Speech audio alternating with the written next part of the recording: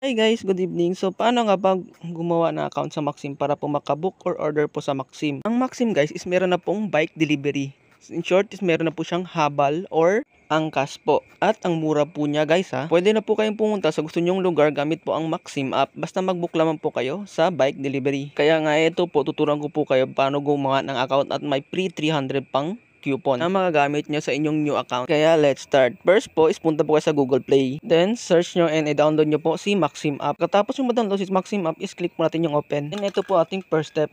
So iset nyo po yung first box sa Philippines. Pero nasa Pilipinas po tayo. Then second is pong number natin. Note lang guys yung number dapat importanteng number po talaga natin kasi dito po tatawag si Maxim Rider. At ito po yung gagamitin natin always pag tumawag or mag-order po tayo sa Maxim app. Then dito po sa third step is importante din po ito. Ilagay nyo lang pong aking promo code para po maka 300 pesos e-coin po kayo or 10% discount sa every book nyo po or order sa Maxim. Katapos nyo ma-fill up yung mga box is click na po natin yung continue. Then wait lang po natin ang 4-digit pin na isasend po sa ating nilagay na number kanina. Then pag na-receive po natin ang 4-digit pin is ilagay na po natin yan sa 4 na linya kanina. And then ayan may account na po tayo so click natin ng skip or next. And then po, yan po ang bubungad sa atin. Then click na po natin yung menu. Click po natin yung non-cash payment. And then nakikita nyo yung bonus credits. Diyan po malalagay yung 300 peso na Maxim e-coins or coupon po para magamit nyo po sa pag-book nyo po sa Maxim. So may 10% discount po kayo pag ever ginamit nyo po yung aking promo code. Hanggang maubos nyo po ang 300 coupon. Click po natin back. Then click po natin yung complete your profile. Ayusin po natin ating profile dito. So first po yung phone number is okay na. Then yung name po natin. Ayusin po natin. Lagay po natin first name,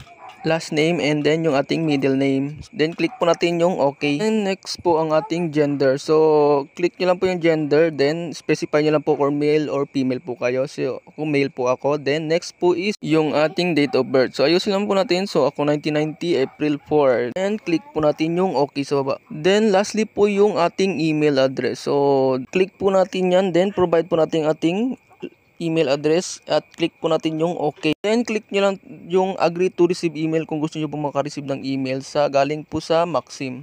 And then ayan po, meron po tayong account and then pwede na po tayong mabook anytime sa Maxim. Yun lamang guys, mga bago pa lang po sa YouTube channel ko, please click po subscribe at hit nyo po notification bell para lagi mo updated sa mga bago kong upload na videos. Maraming salamat!